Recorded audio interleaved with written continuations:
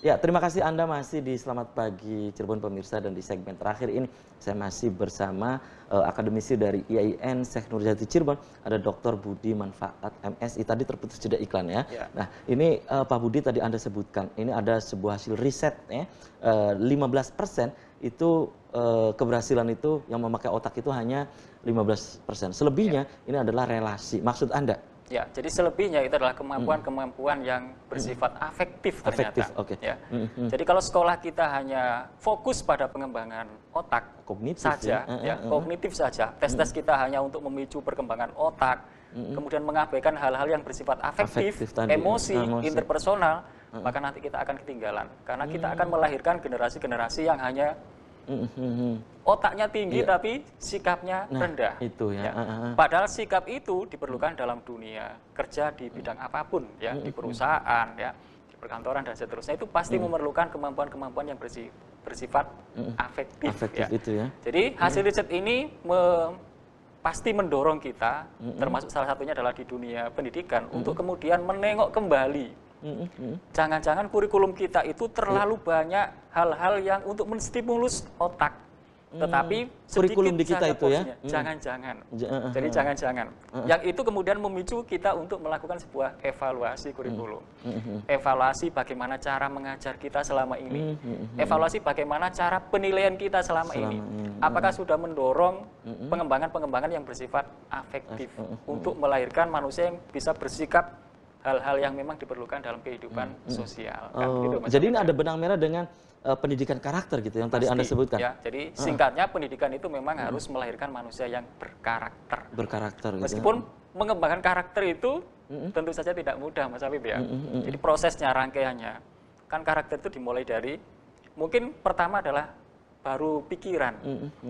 Guru kita memberitahu anak-anak harus ini, kita harus bla bla bla. Terus kemudian anak-anak itu tertanam dalam otaknya, sudah tahu. Kalau sudah tahu, kemudian mungkin anak-anak akan kemudian terpicu untuk mengatakan apa yang dia ketahui itu. Ya, jadi setelah pikiran, berikutnya adalah perkataan, lalu menjadi bahan diskusi. Bagaimana sebaiknya, termasuk seperti ini nih, ini wilayah perkataan ya. Jadi kita membicarakan sesuatu yang berkaitan dengan karakter.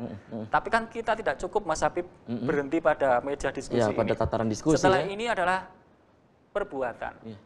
Jadi perbuatan, apa yang kita katakan ini perlu kita eksekusi, kan gitu ya. Kalau kita guru ya eksekusi kita sebagai seorang guru dan seterusnya. Nah, kalau sudah kita lakukan, masih belum tentu ini membentuk sebuah karakter. Ada yang disebut dengan pembiasaan. Jadi kalau hanya sekali kita melakukan itu mungkin belum mencerminkan karakternya. Kalau sudah berulang. Tapi kalau itu sudah berulang menjadi sebuah kebiasaan, maka ini akan membentuk sebuah karakter. Makanya kalau model pendidikan pesantren itu adalah model yang sangat cocok untuk membangun sebuah karakter. Karena di tempat itulah 24 jam mereka dibiasakan dengan kegiatan-kegiatan yang positif. Sehingga tidak cukup hanya sekali, 2 kali, dan seterusnya. Saya teringat apa yang digambarkan oleh Agim ya. Agim, oke. Jadi dalam kaitannya dengan karakter itu, akhlak itu. Jadi kalau kita ingin tahu karakter seseorang, misalnya tesnya adalah begini. Anak itu taruh di dalam sebuah ruangan begitu, lalu dijatuhkan kelontang begitu, respon refleks apa yang spontan muncul.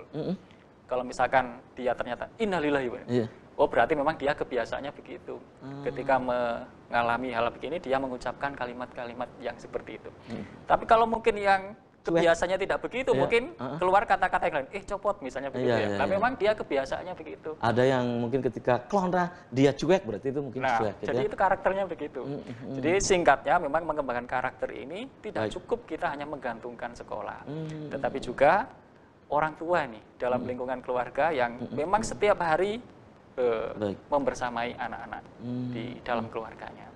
Itu ya. Jadi memang prosesnya panjang dan tidak boleh berhenti, tidak boleh berputus asa, harus terus diperjuangkan dan yakin bahwa suatu saat nanti akan membentuk sebuah karakter ya. Mulia. Baik. Oke, Pak Budi, berkaitan dengan pendidikan karakter ini, padahal kan dulu kita sudah ada itu ya. Betul. Nah, hal ini Pak Budi, bahwa apakah hal ini kemudian karena globalisasi, kemudian banyak yang bilang begini kadang kan, anak-anak sekarang itu berbeda gitu dengan orang tua kita dulu gitu misalnya ya. Ada semacam pergeseran lah ya.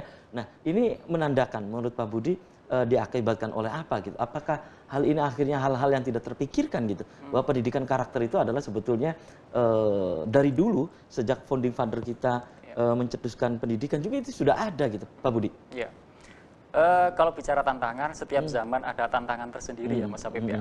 Hari ini memang tantangan kita begini, anak-anak kita banyak disuguhkan dengan kemajuan-kemajuan teknologi yang kadang itu kemudian menyilaukan, menggiurkan, bahkan melenakan, kan gitu ya. Orang dulu juga ada tantangannya, kesulitan untuk mendapatkan akses informasi, ya, kesulitan untuk mendapatkan fasilitas yang cukup dan seterusnya. Jadi setiap zaman ada tantangannya.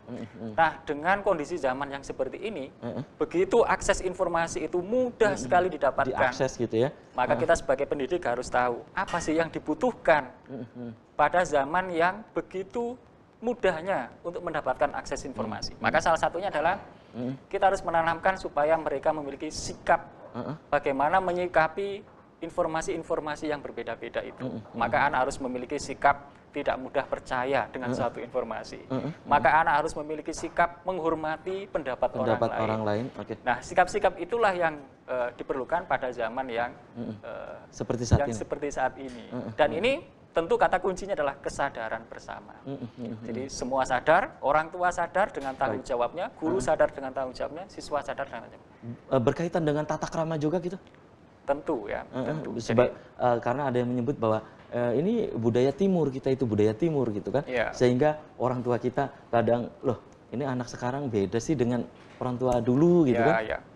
Jadi kita juga tidak boleh menganggap bahwa itu sesuatu yang biasa dan layak untuk tidak dikomentari, kan begitu ya. Tetap kita menganggap bahwa apa yang tidak pantas, apa yang tidak baik, apa yang tidak positif itu menjadi sasaran perjuangan kita para orang tua untuk kemudian kembali mengarahkan mereka kepada nilai-nilai yang sebagaimana diajarkan oleh Rasul dan para aulia gitu ya. Oke. Dan menurut Pak Budi, saat seperti ini yang tadi Anda sebutkan, setiap zaman ini ada tantangannya ya. Bagi kita saat ini, orang tua, guru juga ya, kemudian juga lingkungan juga gitu ya. Karena mungkin berbeda dengan sebelumnya kondisi saat ini. Hal yang urgent yang mesti dilakukan atau dimiliki oleh seorang pendidik, dalam hal ini seorang guru, apa menurut Anda? Dalam konteks seperti saat ini? Seperti saat ini ya. Jadi kembali seperti tadi Mas Habib. Pertama adalah kesadaran, komitmen ya.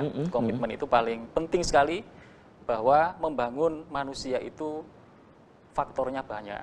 Ya, semua harus berperan. Orang tua, guru, dan seterusnya. Jadi kesadaran atau komitmen. Yang kedua adalah tentu creativity. Kreativitas. Ini sering kita bicarakan di forum ini Mas Habib ya. Creativity. Ya. Baik. Jadi kesadaran, creativity, dan kesungguhan tentu ya. Perjuangan. Ya. Konsistensi juga. Betul ya. Baik. Kita harus terus mengawal proses perjuangan ini ya. Baik. Sehingga menghasilkan sebuah generasi yang unggul. Baik. Dan sayang sekali nih Pak Budi, sudah kebersamaan di Selamat Pagi Cirebon edisi pagi ini. Nanti kita bisa dilanjut lain waktu, lain kesempatan, tentu dengan tema yang berbeda Pak Budi. Silakan di closing statement singkat saja. Pesannya apa untuk pemirsa di rumah? Ya, mungkin singkat saja ya, bahwa tujuan lembaga pendidikan didirikan itu adalah sebagaimana tujuan Rasulullah SAW dihadirkan di muka bumi ini, yaitu untuk menyempurnakan akhlak yang mulia. Jadi sehebat apapun, sepintar apapun generasi kita, tanpa diimbangi dengan akhlak yang mulia, kepribadian yang baik, maka sia-sialah semuanya. Maka kita terus berdoa, mengusahakan semoga generasi kita adalah generasi yang unggul, berkarakter, berakhlak mulia. Amin. Baik. Oke, terima kasih nih Pak Budi sudah menyempatkan hadir di Selamat Pagi Cirebon. Dan pemirsa, demikian Selamat Pagi Cirebon edisi pagi ini, semoga bermanfaat. Terima kasih atas perhatian dan kebersamaan Anda. Akhirnya saya, Afif Rifai, dan kerabat kerja di pagi hari ini harus pamit undur diri. Sampai jumpa lagi besok. Wassalamualaikum warahmatullahi wabarakatuh. Waalaikumsalam.